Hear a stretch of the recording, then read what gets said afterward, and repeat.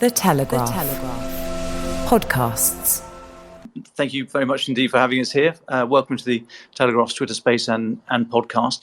And as I just said, if you wouldn't mind just spending a couple of moments, first of all, to sort of explain your role here, what the office is, and what it's set up for, how it docks into your government. Okay, thank you so much. Indeed, it's very important to reach a broad audience in explaining something which plays a crucial role in Ukraine in issues related to European and Euro-Atlantic integration.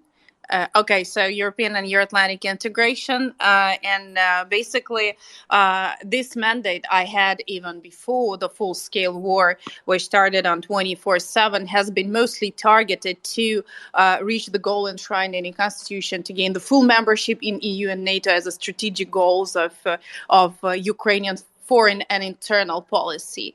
And of course, after the beginning of the full-scale war, all of us immediately in the first minute where we heard the shelling and the bombing of the cities around Ukraine, our mandates has been immediately transformed to the mandates of ministers of victory. So we had to do everything we can to make sure that we can, by our efforts, contribute to ending this war and restoring peace and sovereignty on our land and prevailing of the democracy. So over the first days after the 24th of February, I've been doing literally everything from, handling humanitarian stuff to negotiating the military support to Ukraine to whatever I could reach. And of course, prioritizing the cooperation with NATO on issues on the exchange of information and exchange of data and coordinating the efforts on the non-military support which has been provided by NATO to Ukraine. But it came very crystal clear on the fifth day of war when we submitted the application for membership to European Union that the key to the victory of Ukraine is in making global decisions, because the full-scale war is, of course, taking place on our soil.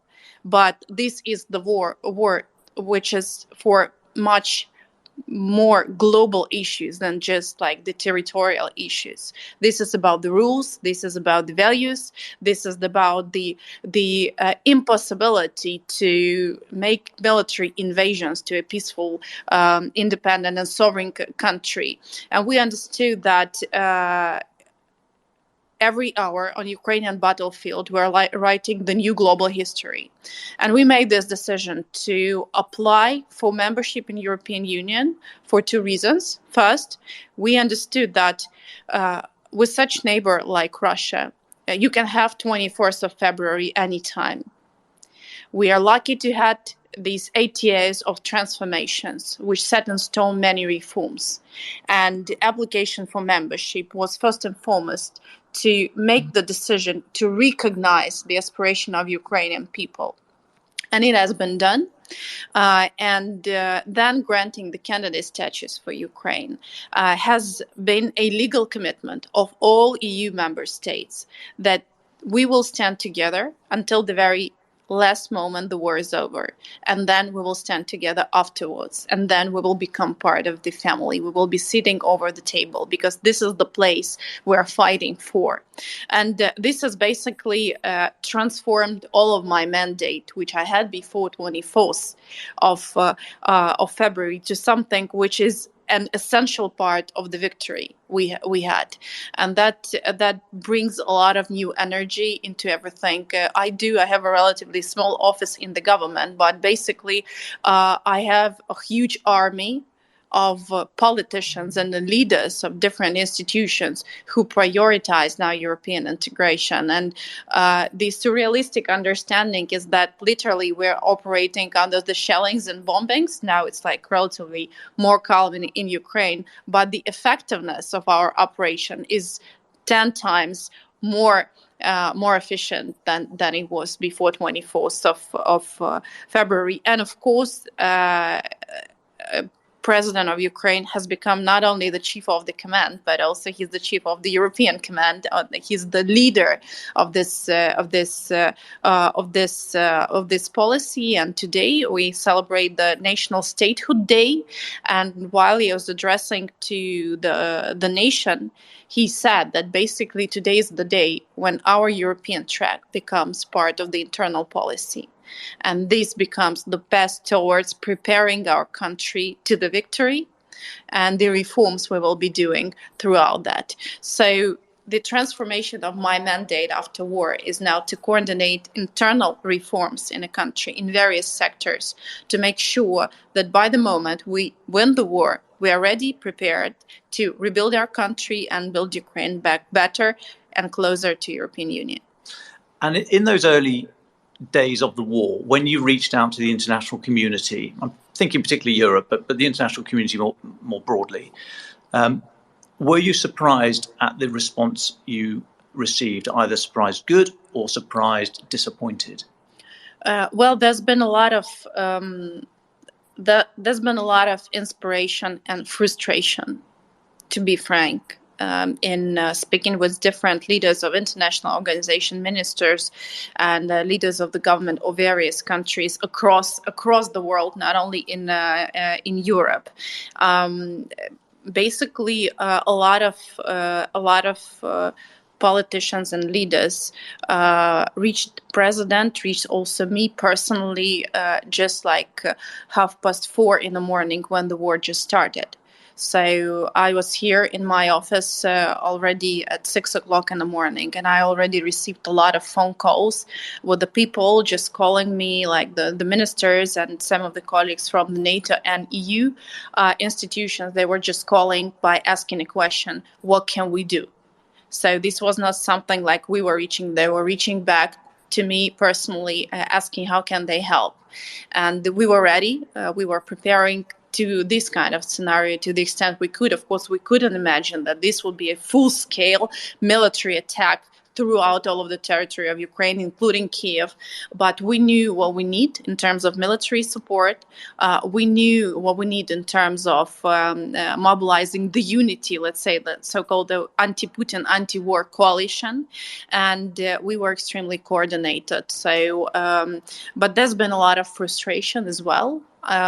In my communication with some of the colleagues, I've been in contact for years and for months, and I thought that this has been the, let's say, the most trustworthy and understanding partners, but they came up to be a bit of distancing from taking the decision and hiding behind bureaucracy, and it really literally caused tears on my eyes when I heard that, just like making some calls like after the shelling of the theater in Mariupol and hearing like this cold voices of people trying to distance themselves, from that. That has been the case. But the positive things is that our energy and dedication really caused transformation, even in the most cold-hearted leaders. And what do you put that distance and the cold heart, as you describe it, down to? The war took, I think, almost everybody by surprise, including the Russian army. So I'm prepared to give a bit of the benefit of the doubt here to domestic politicians and leaders who were just shocked, who just could not believe it and spent some time to get over that. But they've had enough time now.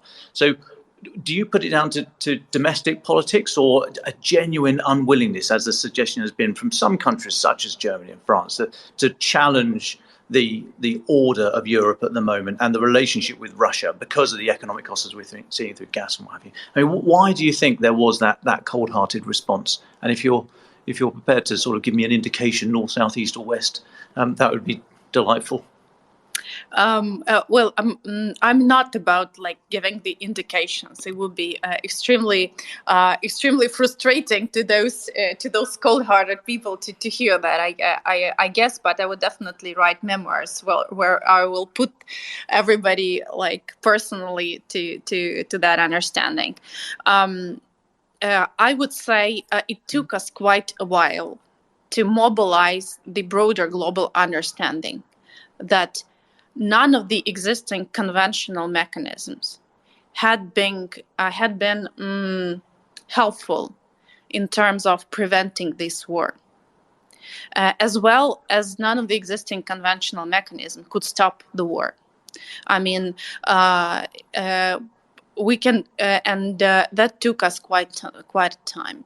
So there's been a discussion where maybe you can have the negotiations, maybe you can, just adhere to some ultimatums. But immediately after that, the understanding came that it's not about the negotiations. It's just about not legitimizing everything which has been happening. And of course, when we were speaking about the terrible war crimes taking place on our soil since the first literally days of the war, we were not heard until the whole world has seen the pictures from Bucha and Irpin. So there's been a lot of sort of inertia, thinking that maybe bureaucracy or some instruments could be helpful in terms of acting somehow. Everybody understood that some actions should be taken, and there were not always a willingness to get the personal commitment, the political leadership to take some actions. Some of the leaders, some of the ministers tried to hide behind the bureaucracy. But it has never been the case, and we understand now that we have mobilized this unity, this energy of leadership to stop and to deter Russia. But it took us quite time. And just last element, some of the international organizations like UN, handling the wars is their business, to be frank, and Russia has been in this business. With all the wars on this earth, basically, with the United Nations. So they're extremely advanced in utilizing the infrastructure of the UN system. So, this goes also to the International Red Cross Organization, who has to stick for the Geneva Conventions and to act appropriately. But they never knew that Ukraine will not play these shadow games.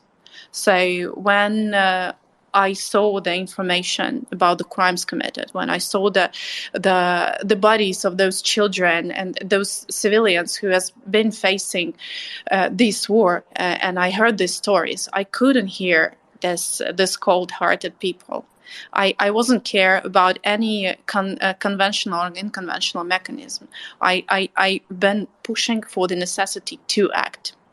And this has changed the situation. This has changed the situation dramatically, and the leaders have started to act in a way which would lead to result. So the Ramstein format has been established. The G7 coordination on sanctions has been established. These all the formats of the leaders taking the decision. I would like to ask you in a moment about the bureaucracy. You say some countries have been hiding behind, and wonder if an element of that is the requirement to join the EU, and where Ukraine might have to prioritise some areas. For example, the issue of corruption in government. But I'll come back to that in a moment, because you touched on one of my personal hobby horses there, the United Nations. I think the United Nations should have done more, should be in a position to do more. When Mr. Guterres, the Secretary General, was here 2 months ago, were these points presented to him either in front of the cameras or behind? Yes, it has been presented to him personally, and it's been publicly communicated by us throughout of the way, and it played its role basically in changing the situation. I can also not go into very details of this process, but I think the whole world came up to know about Ukraine. A couple of things. First is, of course, our resilience and resistance, and second, how skillful and professional Ukrainian administration is, and that we kept on operating even throughout the war, and that we are not in a position to be let's say manipulated with.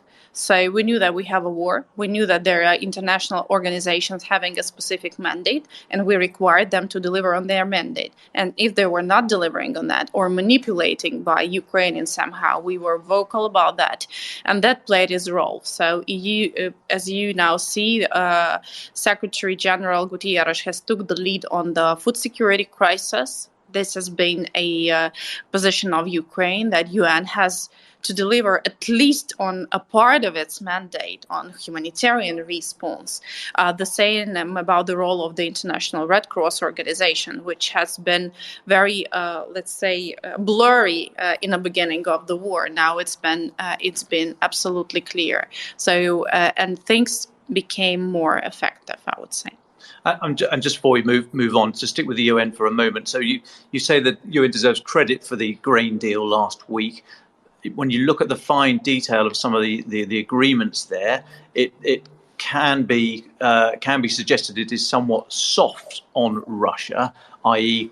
there is no mechanism really under the agreement to say, well, hang on, the grain that you are trying to export Russia is from Ukraine. I mean, that bit of moving the grain to the ports to then get out, that seems to be a little bit fudgy. Is that fair? Do you think the UN are honest brokers here and are going to hold Russia to account, not only to allow grain out, but allow all of your grain out through your ports? We praise the leadership of Mr. Gutierrez in having this deal. But as we were communicating from the very beginning, we do not have any illusions on Russia and on Russia commitment or sticking to any agreement. And it's a bit unfortunate to us to hear no reaction from the UN following the fact that next day, after the deal has been signed, two Russian rockets were shelled to the Odessa city port, to the grain storages, which has been part of the deal. So, and this is the port which is in the center of the city. It's in the center of Odessa, and they reached their goals. And no reaction followed by that. So it really, puts a question mark on whether this deal is manageable, whether the efforts UN and Turkey will take to that regard will be enough to release the grain. On our side, we made a clear statement that we stick to our obligations. So we do our part in terms of technical preparedness, but we do not have any illusions on sticking to this arrangement by Russia. And in fact, we require a strong reaction and additional sanctions over Russia because they're stealing the grains from the ports with Azov Sea, the grains and the metal scrap. So they simply stealing, revealing these products and selling them to the third countries' markets. So it's absolutely unacceptable, and this should be also recognized and condemned. So you have question marks over the deal. Do you also have question marks over the UN's ability to operate at this level in the modern world, where a P5 member of the UN Security Council has invaded another country? I think that this is exactly the exam UN now is passing. Okay, we now understand that with Russia on the Security Council having a seat, it's rather complicated to, seek for any role UN can play in ending the war. Okay, so we're putting it behind the brackets, right? But UN has been developing a huge infrastructure of organizations related to humanitarian response for Africa, for Asia, for various parts of the world. And now when UN itself stating that 20% of the world population would be affected by the food crisis caused by the Russian war, UN has to mobilize each and every instrument they have to unblock it. And if they are not able to do it, so UN is unable to exist then. Now, one of the issues that is very quickly grabbed by those who might want to stymie, slow down or stop Ukraine's membership or accession to the EU is corruption. How are you addressing the issues that have been presented to you about this area of political activity in your country? Well, I wouldn't say I don't like. I would rather say I hate when we're associated with the corruption, because what we do right now, and even within the recommendations of European Commission, is just like we're closing the leftovers of the whole anti-corruption reform. So it's not like we have a corruption. Like we had a lot of elements for the petty corruption when people and citizens has to reach the officials for various services services, for various documents, and etc.